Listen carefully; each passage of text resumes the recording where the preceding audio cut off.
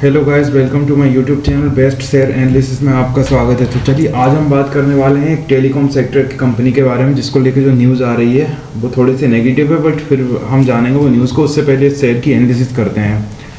तो शेयर का नाम है भारती एयरटेल और ये एनएसई पे 1870 पे ट्रेड करके क्लोज हुआ, जो कि 10 रुपये 60 पैसे की बढ़त, जो कि 0.57% एक दिन में बढ़त देखने को मिली है। बाकी बीएसई पे अगर बात करें तो बीएसई पे भी 1870 रुपये पे क्लोज हुआ, जिसमें 11 रुपये 20 पैसे की बढ़त, जो कि 0.60% होता है। अगर हम बात करें वन वीक की, तो वन वीक में 55 रुपये 50 पैसे की बढ़त। वन मंथ में देखें तो वन मंथ में 69 रुपये की बढ़त।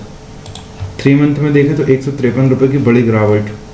6 मंथ में देखें तो 67 रुपये 90 पैसे की गिरावट, जो कि 3.50% होता है इस स्टॉक का। 1 साल की बात करें तो 110 रुपये की बढ़त, जो कि 6.25% होता है एक साल का। तो गैस चलिए देखते हैं ओवरव्यू।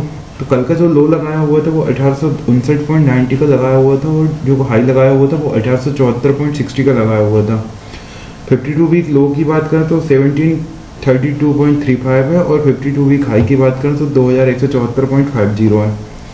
फंडामेंटल्स देखेंगे, 11,39,410 करोड़ रुपए का मार्केट कैप है इस कंपनी का। 11,39,410 करोड़ का मार्केट कैप है। और पीई रेशो की बात करें तो 30.75 का पीई है।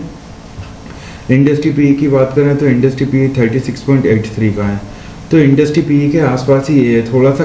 हाँ, हालांकि सस्ती है, थोड़ी सी सस्ती है, इतना तो मैं नहीं बोलूँगा, लेकिन सस्ती है। बाकी पीवी रेशो आप देखेंगे बहुत ज़्यादा है। मुझे तो कुछ खास अंतर नज़र नहीं आ रहा है इंडस्ट्री पी और पीई रेशो पर। डेब्ट टू इक्विटी की बात करें तो डेब्ट टू इक्विटी भी काफ़ी ज़्यादा है। आरओई की बात करें तो रिटर्न ऑन इक्विटी शानदार है, 26.85%। ईपीएस की बात करें तो 60.81। Dividend yield 0.81%। डिविडेंड यील्ड काफ़ी कम है। बुक वैल्यू की बात करें तो 193 की बुक वैल्यू, और स्टॉक ट्रेड करा है 1870 रुपये पे। फेस वैल्यू की बात करें तो 5 रुपये फेस वैल्यू है। रेवेन्यू की बात करें तो क्वार्टरली इंक्रीज है, ईयरली रेवेन्यू इंक्रीज है। प्रॉफिट की अगर हम बात करें तो प्रॉफिट डिक्रीज है, मतलब डिक्रीजिंग मोड में है, रिड्यूस। और ईयरली यहाँ पे इंक्रीज है। यहाँ पे हालांकि 2021 में नुकसान हुआ था, बाकी ईयरली प्रॉफिट इंक्रीज है।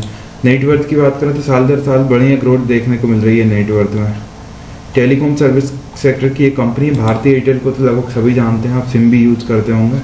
शेयर होल्डर पैटर्न की अगर हम बात करें तो प्रोमोटर्स के पास 48.87% की हिस्सेदारी है।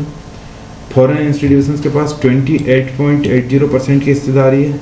म्यूचुअल फंड्स के पास 11.36% की हिस्सेदारी है। अदर डोमेस्टिक इंस्टीट्यूशंस के पास 8.30% की हिस्सेदारी है। रिटेल एंड अदर्स के पास 2.67% की हिस्सेदारी है। तो वो कुछ नहीं लगाए थे। प्रोमोटर्स के पास थोड़ी कम हिस्सेदारी है। बाकी FII, mutual fund, other domestic institution, retail ने बढ़िया इन्वेस्ट करके रखा है। बाकी मेरे को तो बिल्कुल भी टेलीकॉम सेक्टर की कंपनियां पसंद नहीं है। आप चाहें तो इन्वेस्ट कर सकते हैं या वॉच लिस्ट में इंक्लूड कर सकते हैं। ये कोई गाइड से रिकमेंडेशन बिल्कुल नहीं है, और मैं सेबी रजिस्टर्ड एनालिस्ट बिल्कुल नहीं हूँ। तो किसी भी फाइनेंशियल इंस्ट्रूमेंट में इन्वेस्ट करने से पहले अपने सेबी रजिस्टर्ड एनालिस्ट से और फाइनेंशियल एडवाइजर से सलाह जरूर लें। टेक्निकल्स के बारे में जानें तो टेक्निकल्स में थे 13 में से 6 बेयरिश हैं, 5 बुलिश हैं और 2 न्यूट्रल हैं। अब हम बात करते हैं इवेंट की। तो इवेंट में तो कुछ भी नहीं है, बाकी न्यूज़ जो आ रही है वो देखते हैं न्यूज़ किस चीज़ की आ रही है। तो TRI impose ₹51.1 lakh penalty on Bharti Airtel for Q1 financial 24 customer complaints. तो telecom regulatory authority of India ने 51 लाख रुपए की पेनल्टी इम्पोज करी है भारती एयरटेल के ऊपर। Q1 में जो कस्टमर कंप्लेंट आई थी उसके लिए Bharti Airtel plans to appeal the order under, और भारती एयरटेल ने प्लान करा है कि अपील करेंगे ऑर्डर को अंडर 2018 टेलीकॉम रेगुलेशन एक्ट के तहत। तो देखते हैं हम भारती एयरटेल को। TRI impose financial disincentive of ₹51.1 lakh on the company. Penalty related to the customer complaint redressal for Q1 June 2024. Company disagrees with the order and plans to appeal. Company appeal करेगी। Matter concerns telecom commercial communication customer preference regulations 2018. The Telecom Regulatory Authority of India has imposed a financial disincentive of ₹51,10,000 on the company. The penalty concerns the quarter ending June 24. The penalty जो है quarter and हुआ है जून 24 में, उससे related है। The penalty relates to non compliance with telecom commercial communication customer preference regulation. तो non compliance है, telecom commercial communication customer preference है, रेगुलेशन है, उसके अगेंस्ट में this involves improper redressal of customer complaint, this involve improper redressal of customer complaints. The maximum monetary impact is the penalty amount of 51.1 lakh. तो ये maximum monetary impact है penalty का। The order was received on 10 अप्रैल को ये order मिला है। Company response next step, the company disagree करती है ऑर्डर के साथ एंड प्लान कर लिया है रेक्टिफाई और रिवर्स द पेनाल्टी।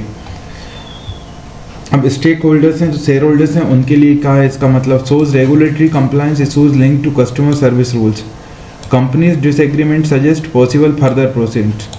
कंपनी ने अब डिसएग्री कर दिया है तो फर्दर प्रोसीडिंग्स होंगी overall. Indicates some regulatory challenges but also company billing, indicates हैं कुछ रेगुलर चैलेंजेस, बाकी कंपनी उन्हें एड्रेस कर लेगी। Clarifies the nature of the compliance issues related to telecom customer complaints.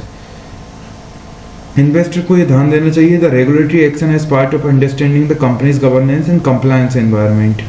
जो है रेगुलेटरी एक्शन जो है पार्ट है understanding the company's governance and compliance environment के, और कुछ इसमें कुछ खास नहीं है, ये है।